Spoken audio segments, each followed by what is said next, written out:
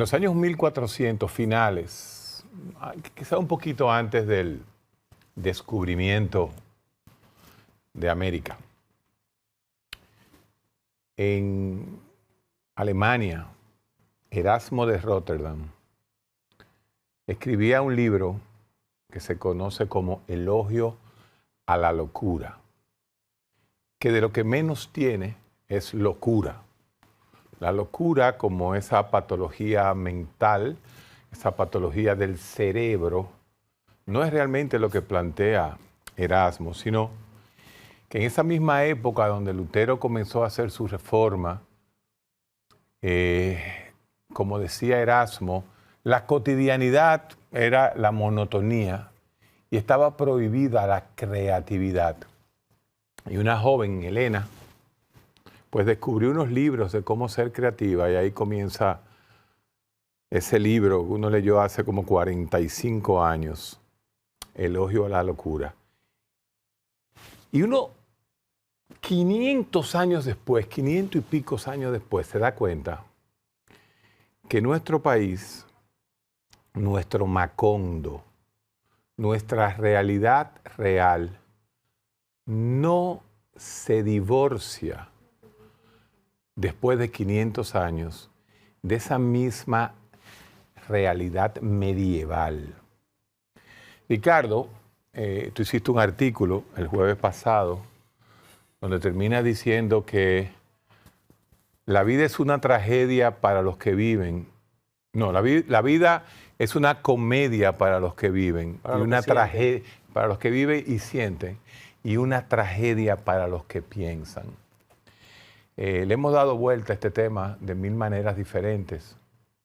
Tenemos años, Panorama Semanal con nosotros tres ya tiene como 6 o 7 años.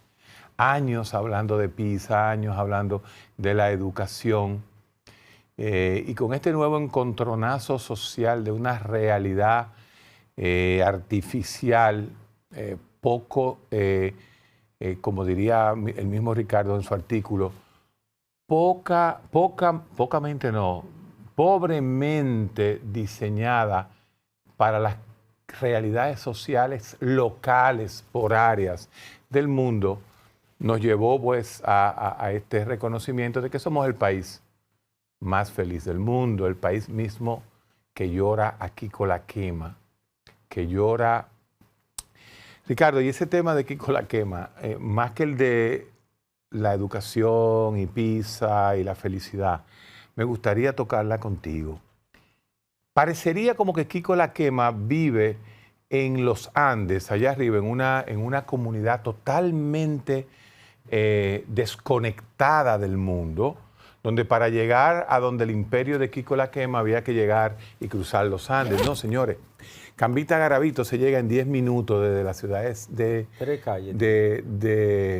San Cristóbal, y todo el mundo tiene un celular, todo el mundo tiene un video celular, todo el mundo está conectado. Entonces, realmente, lo que une a la comunidad con Kiko La Quema no es, y esto es lo importante que me gustaría analizar contigo, no es la posición geográfica aislada, no es la comunidad que habla otro idioma, es simple y sencillamente una conciencia social. Y ese tema de la conciencia social delincuencial, de la gleba, en el 2024, es una realidad social en todo país tercermundista del área de Latinoamérica. En todas comunidades tercermundistas en Latinoamérica hay este tipo de fenómeno que al final es un fenómeno de conciencia social de ese semi-homo sacer que habita en estas comunidades. Yo creo que el ejemplo de la venezolanización, lo que pasó en Venezuela, los movimientos porque en Latinoamérica se están dando dos movimientos completamente bipolares. Por un lado, una izquierda populista tomando el poder en Brasil, Venezuela, Nicaragua, pero por otro lado, una derecha ultrapopulista tomando el poder en Argentina. Vuelve para los Estados Unidos porque definitivamente, y todo parece indicar, como hacíamos nosotros hace 5 años con Trump, hicimos hace 8 años ya con Trump, Trump va a ganar. Entonces, Ricardo, te dejé muchas ideas en el aire para que tú aterrices. Bueno, un saludo a todos los televidentes de Panorama Semanal. Un saludo muy cariñoso a Ricky Novoa, que acaba de publicar su 6º libro. Escribe muchísimo. En el ocaso. El maestro, que no solo un maestro de la crónica deportiva, sino que es un maestro de la vida y un intelectual. Y ha puesto su libro a circular y él es un seguidor de Panorama. Mira, metiste a Kiko a Quema y antes tocaste a Immanuel Kant. De Kiko a Kant, de Caca. De Kant a la de Quema. Kiko a Kant, de Kiko a Kant. Cuando Kant toma la apostilla, el apotema, la sentencia, el exordio, ¿cómo te quiere llamar? Del poeta latino, lírico, tremendista, rupturista, el más grande probablemente latino, antiguo, Horacio, fue el que dijo carpe diem, pero también, además de carpe diem, Horacio fue el que dijo sapere aude. Sapere aude. Sapere aude, atrévete a pensar. Es un desafío, ¿no? Y Immanuel Kant,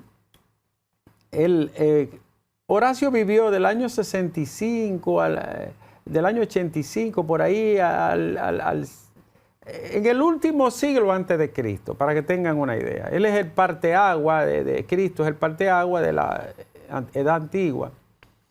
Entonces, Horacio vivió en ese último tramo, ¿no? El último siglo antes. Horacio cogió, ya habían pasado todos los sofistas, había pasado Sócrates, Sí, Platón, Aristóteles, sí. se habían establecido todas las escuelas. Había llegado ya llegaba el imperio. Llegaba el El imperio sí. iba por ahí con Augusto, que Augusto llega al imperio en el año 20, el primer emperador, Sí. en el año 27 antes de Cristo y termina en el 14 después de Cristo. Dura Correcto. 41 años gobernando Roma, es el que más tiempo de todos los emperadores, sí, de los Césares, duró 41 años y fue el que sembró las bases no solo del imperio, sino de lo que es el dominio, el mandato, la autoridad y el aparataje militar del mundo occidental tiene su raíz en el mandato de Augusto, que quería decir digno, ilustre, epónimo.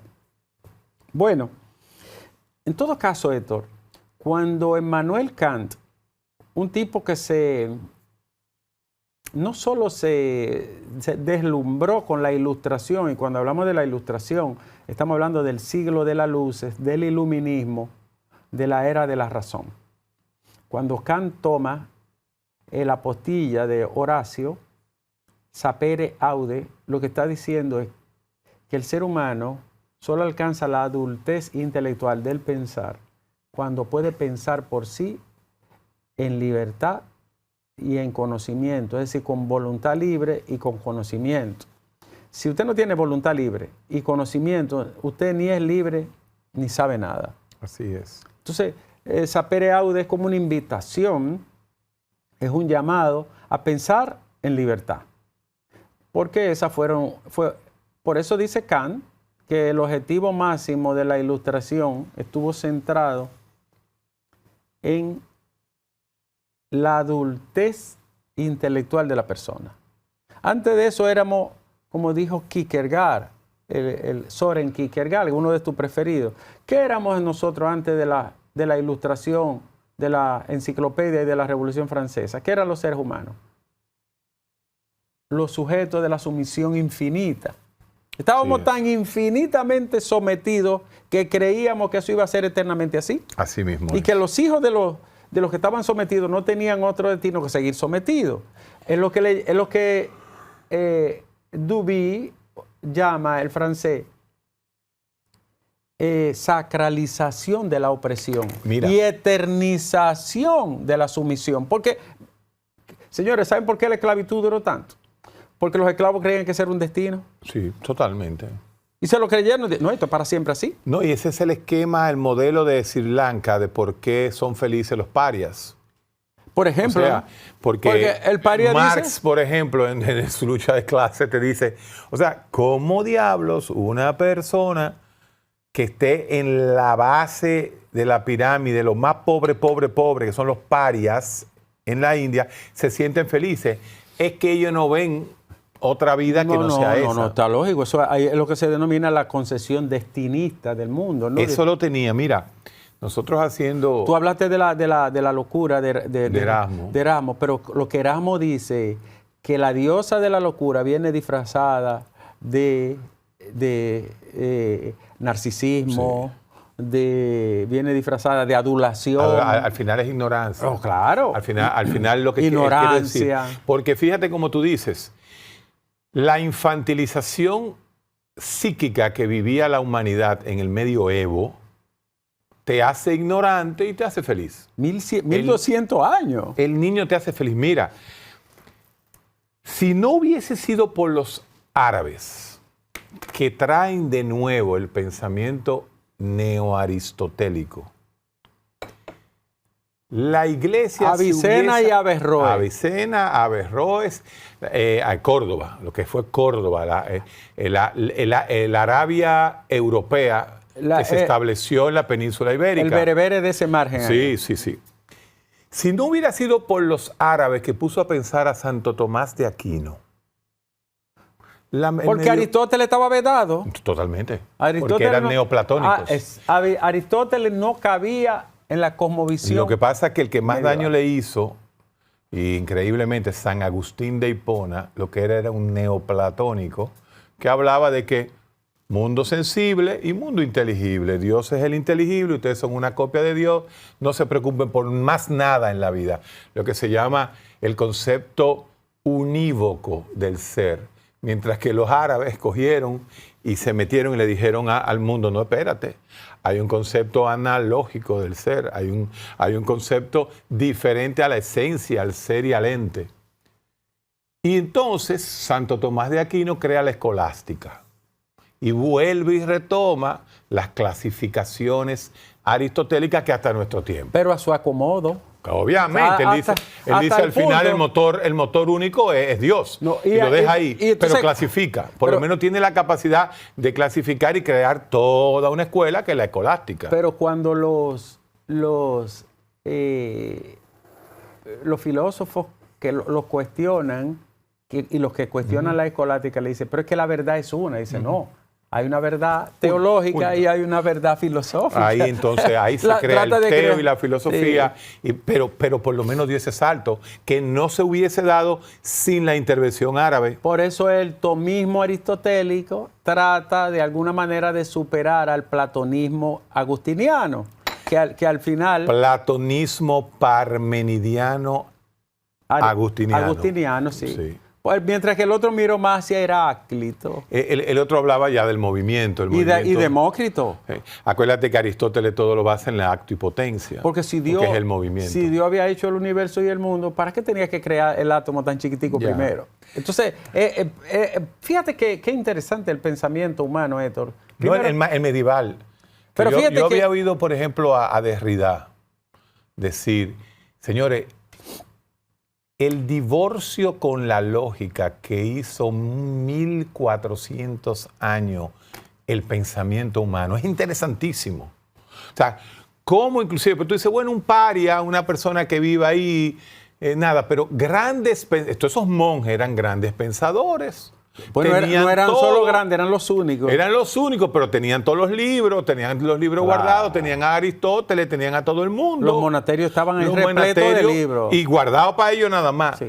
Entonces, para poder explotar, para poder explosionar esos siglos de estupidez, como se le plantea, para ser un poquito más disruptivo. Óyeme, fue interesante de a poquito, eso no fue de a mucho, eso fue de a poquito hasta llegar a Santo Tomás, y de Santo Tomás, bueno, pues ahí mismo entra ya, siglos después, la Ilustración pura.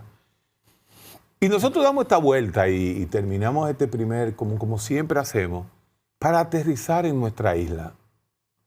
para aterrizar en un lugar en el mismo trayecto del Sol, donde la lógica mercadológica mundial futurista nos dice que si nosotros solo servimos para cultivar macadamia, aguacate, y que nuestros jóvenes se encarguen de sanquipanquear en los hoteles, esta isla, si la dejamos como está, se convertirá en la finca que necesita parte del mundo.